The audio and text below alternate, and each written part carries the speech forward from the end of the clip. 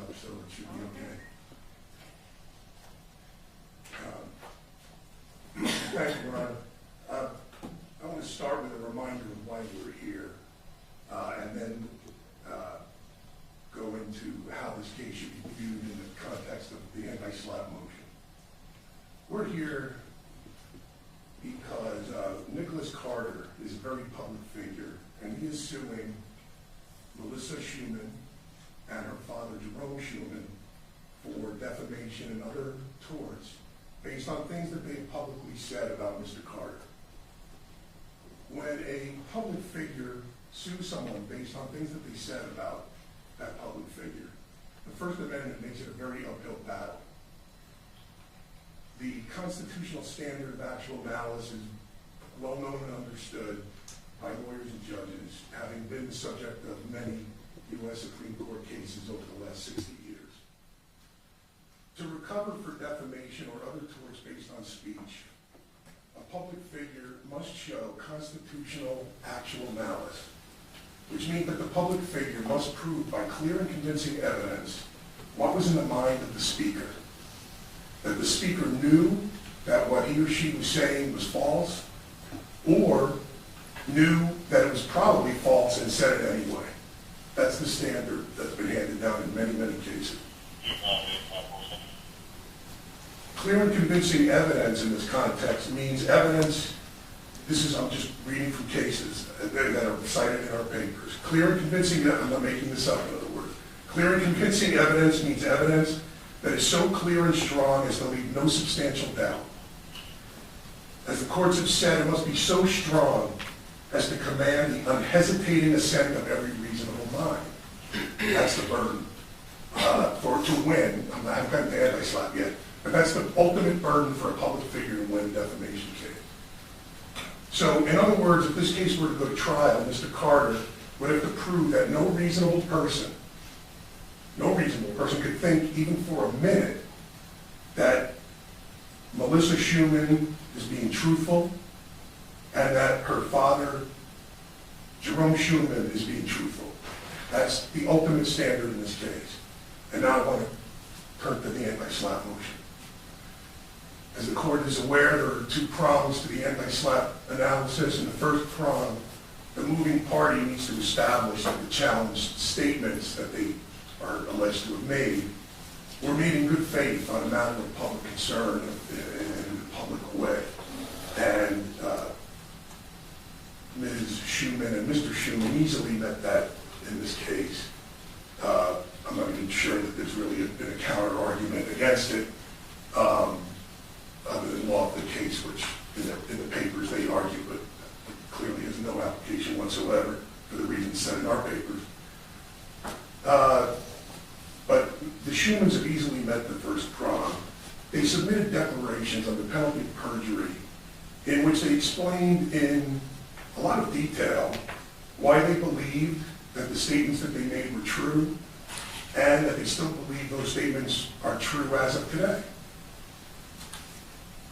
With regard to Melissa Schuman, according to her declaration, I'm not going to read the whole thing, obviously, but she states that Mr. Carter gave a minor, she was underage for alcohol consumption, gave her alcoholic drinks, and then sexually assaulted her in 2 bathrooms in his place before taking her to his bed and taking her virginity against her will. That's stated by her under penalty of perjury in her declaration with detail. Ms. Schuman told her friend, according to this is all from the declaration, Ms. Schuman told her friend Rachel and Rachel's mother, as well as Melissa's own family and her manager. And then Melissa Schuman started seeing a therapist and told the therapist what had happened, that she had been sexually assaulted by Nicholas Carter. All of those statements were back in 2003, and there were declarations supplied by 3 of those people corroborating that that happened. One is Mr. Schuman, and another is the therapist, Ms. Anderson, and another is Rachel Green, who also tells the same story about what happened and knowing about this in 2003.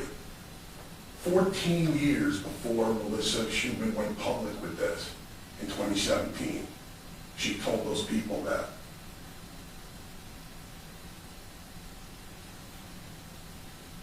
Now, Mr. Carter in this case is accusing the Schumans of an extortion plot, that this is a recent fabrication to try to hold him up for money, is more or less what he's saying.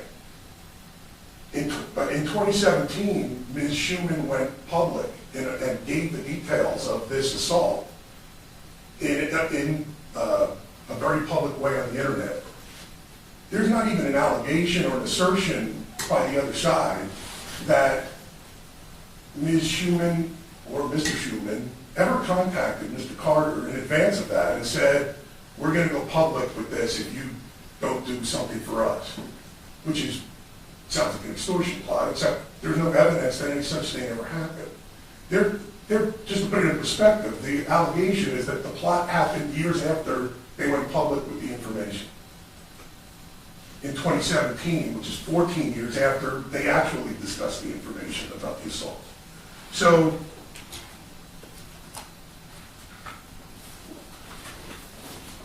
in their declarations, Melissa Schuman and Jerome Schuman both also gave detailed explanations as to why they believe other women who have accused Mr. Carter of sexual assaults, and they've passed police reports and things of that nature. So, having met the burden to show that they were being truthful, they got under penalty of perjury and explained all of that, the burden shifts to Mr. Carter to demonstrate with prima facie evidence a probability of prevailing on the claims. And that's a direct quote from the statute. Prima facie evidence of probability of prevailing. And, of course, that's section 41.660.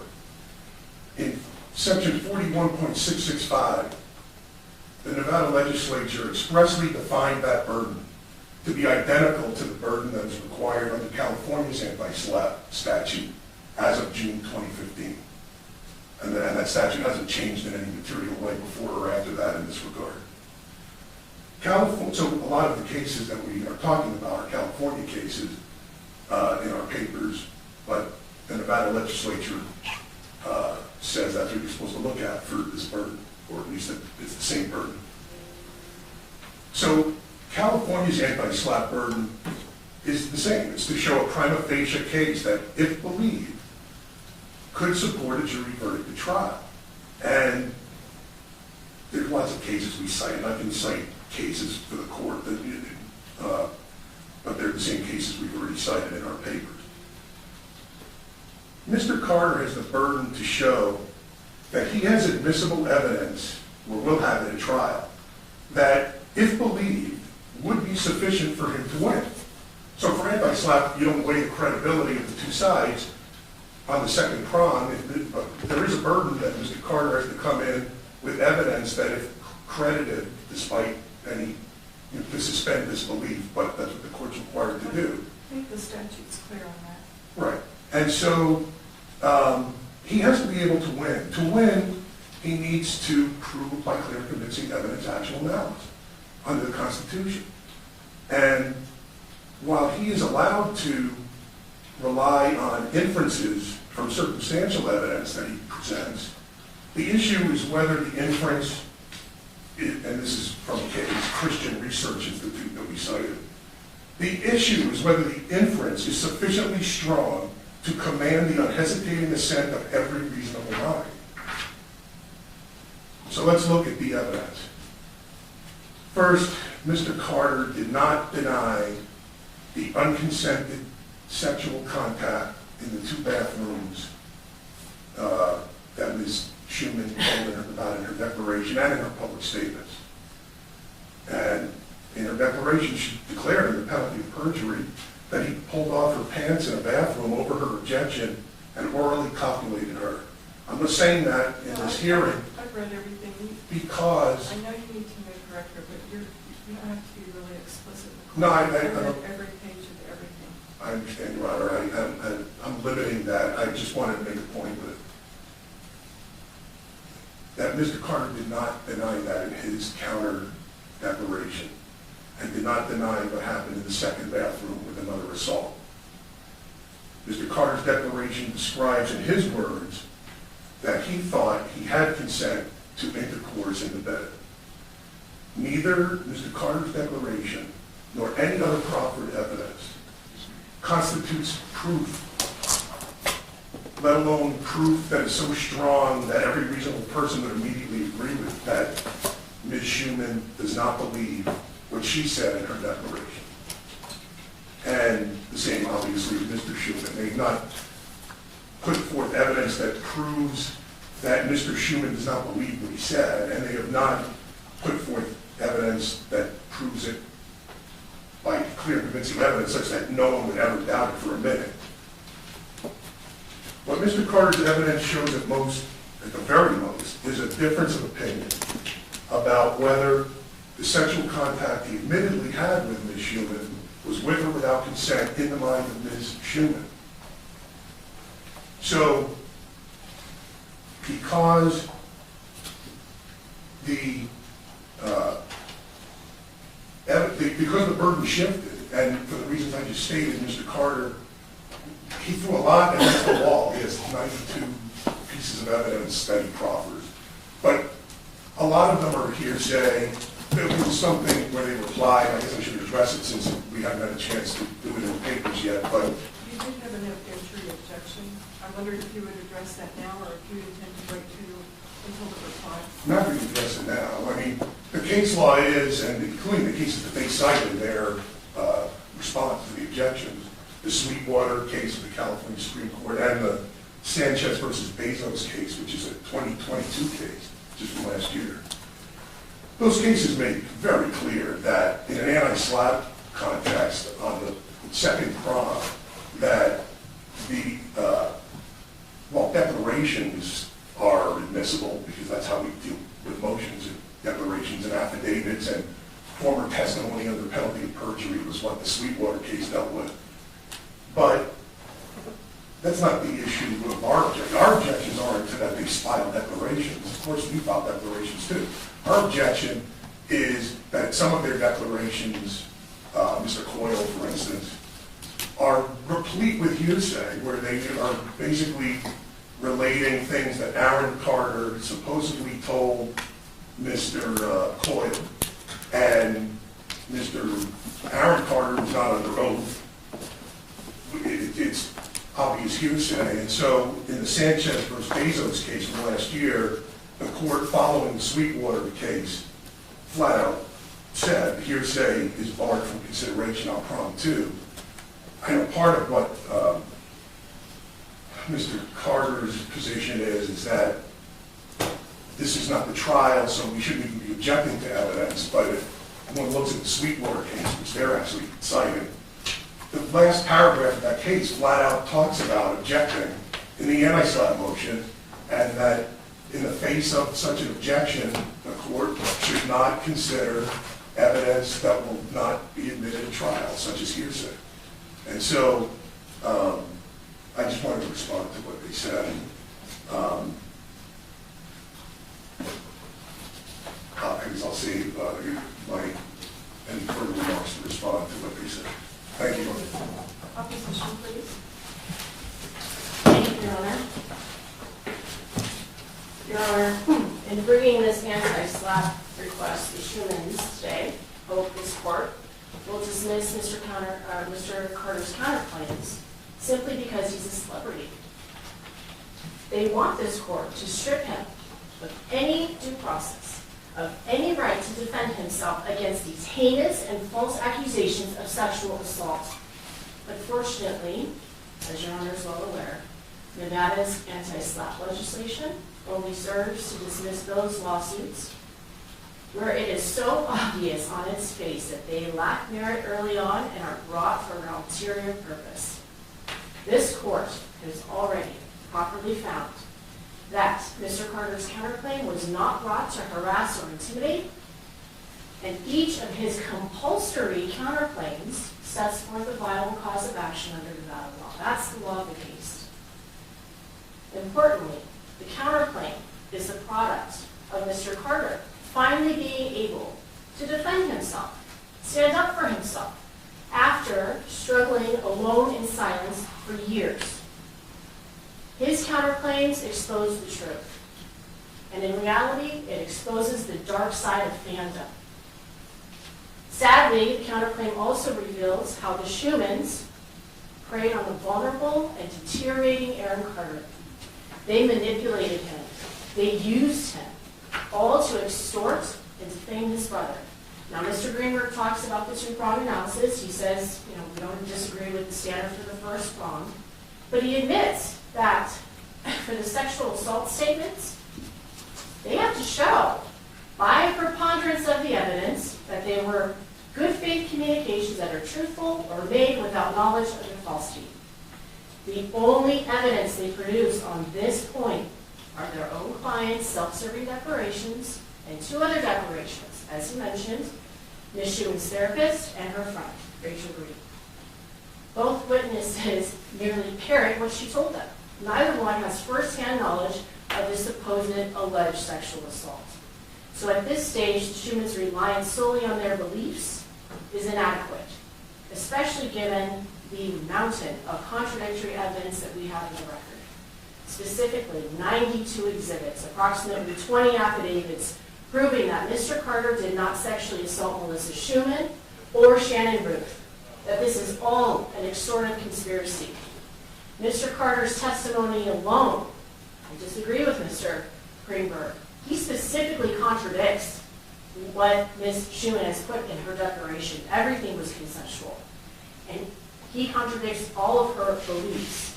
That should be enough. But fortunately, others have come forward, like Tony Bass, who was present that very evening, and he testifies that Melissa Schuman was not sexually assaulted. Why? Because he was lying on the floor, awake, 3 feet away from her, with her friend Rachel Green when she says this happened. 15 years later, knowing full well that Tony Bass has had a falling out with Nick Carter, she tries to recruit him. She goes so far to even name drop a highly influential, well-known person from their childhood, meaning Nick and Tony's childhood community, which Tony felt and testified was pure manipulation and intent to coerce him. He refuses to do it, and he specifically testifies that he was, quote, totally shocked and blindsided by her sexual assault claims. Your Honor, even the Schumans' own evidence that they have submitted to this court contradicts her own story. Rachel Green was her best friend and roommate at the time. She testifies that when they left Nick Carter's apartment the next morning, quote, I thought everything was fine. Even in Melissa Schuman's November 2nd, 2017 blog, she admits that Rachel got in the car the next morning, turned on the ignition, and exclaimed, that was so much fun, huh? So, Melissa Schuman is claiming to have been violently and repeatedly raped in one bathroom, then another bathroom, and then in the bedroom of a small apartment, and all through the night, and all through the next morning.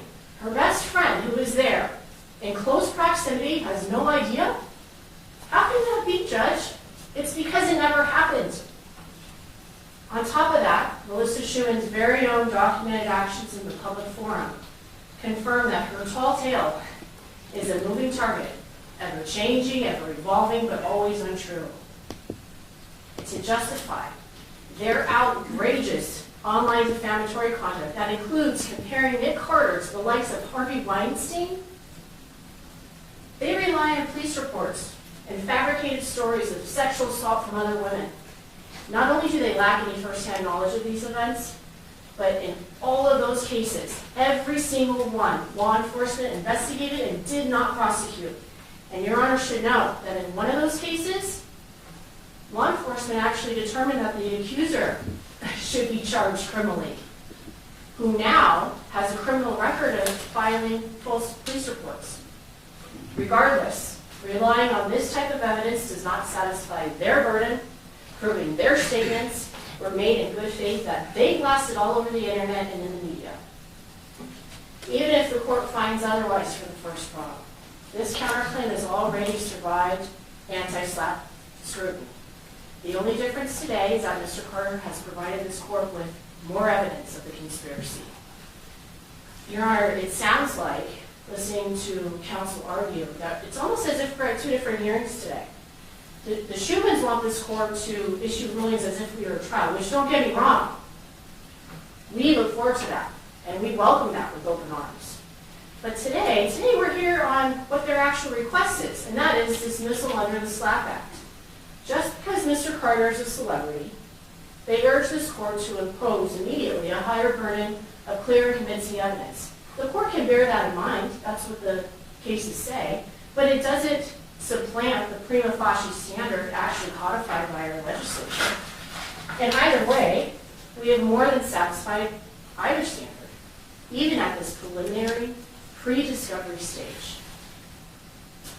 As this court is aware, it is extremely rare to have direct evidence of a conspiracy. Now, Mr. Greenberg said we just provided circumstantial evidence. That's not the case. Shane Coyle testified that he actually entered into an agreement with the Schumans and Aaron Carter where they would publicly paint Nick Carter as a sexual predator and share in all the money realized from destroying his image. But soon, Shane Coyle discovered that Melissa Schuman was lying about being raped by Mr. Carter. And Shane Coyle also discovered that her father, Jerry Schuman, knew she was lying about it, but they don't care. They just wanted to get rich off their lies. And it's extremely telling that the Schumans do not even address Shane Coyle's testimony about their conspiracy. And they certainly don't deny it.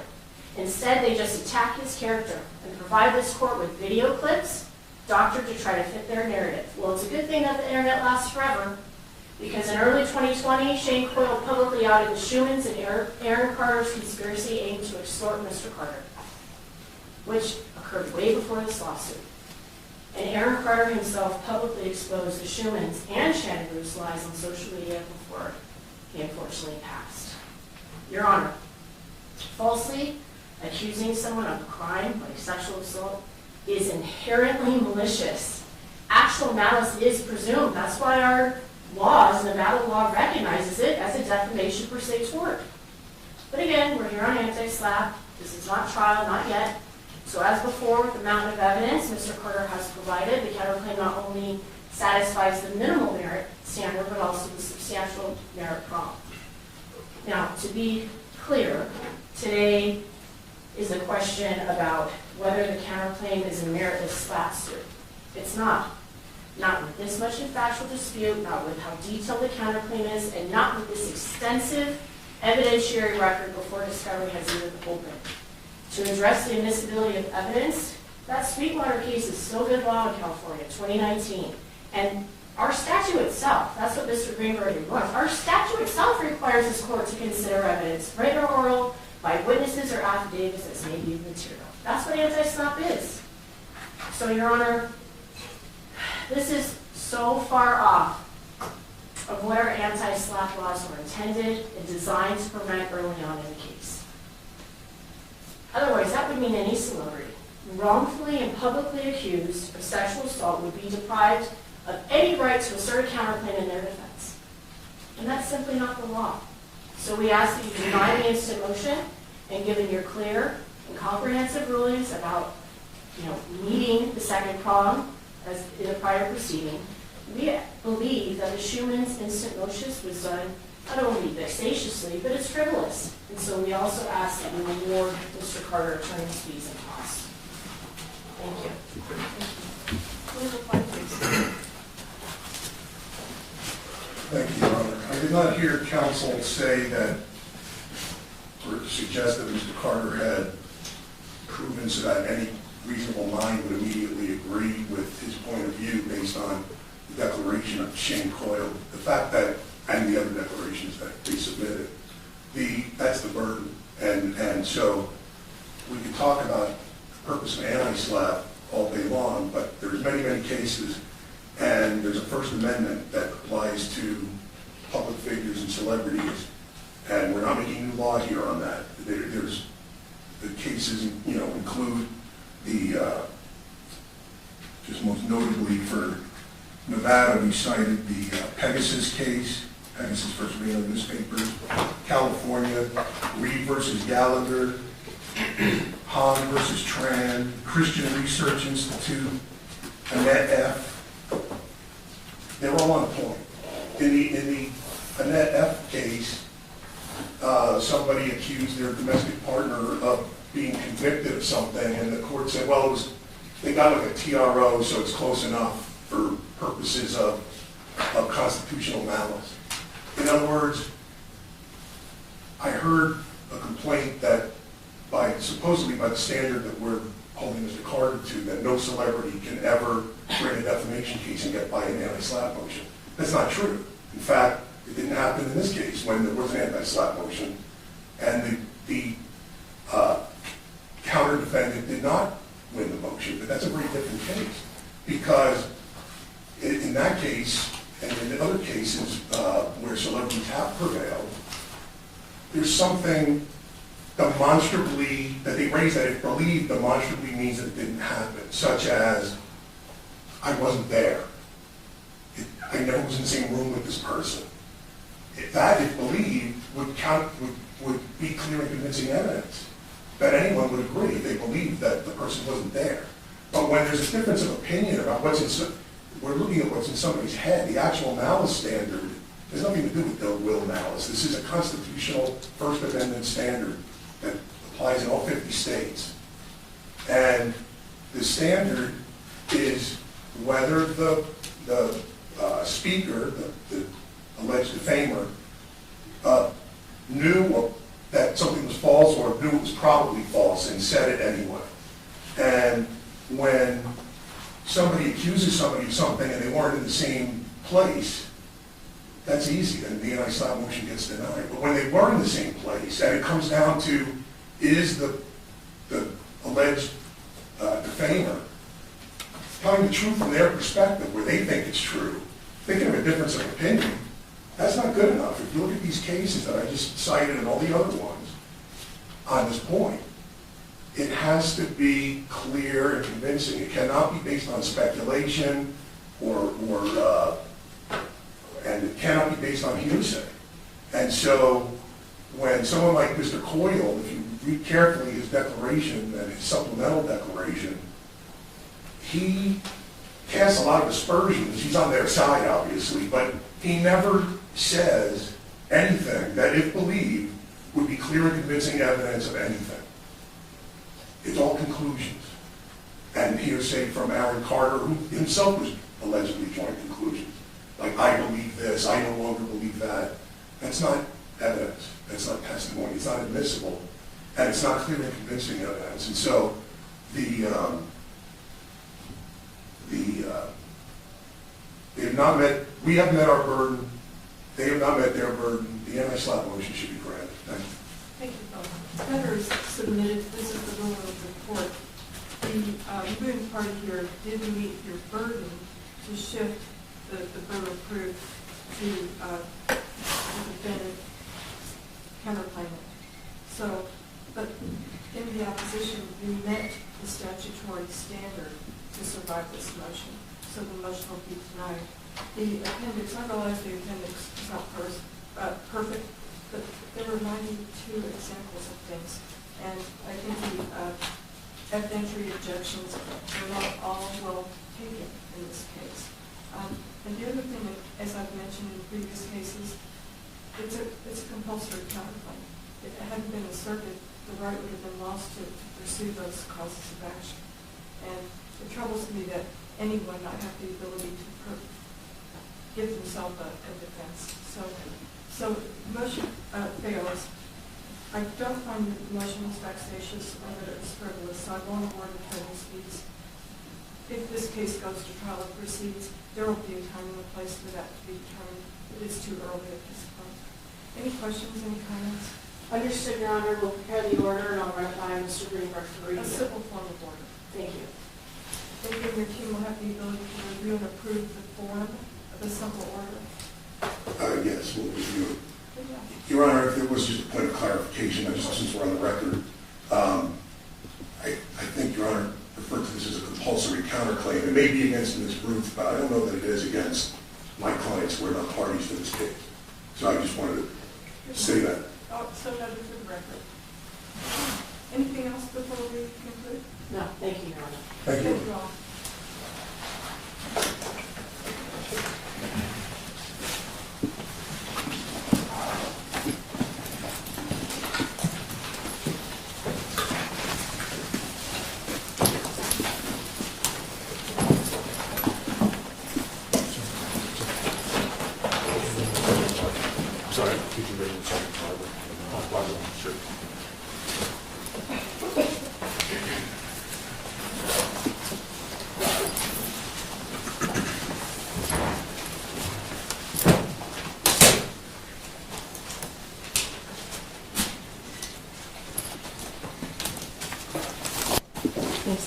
needed.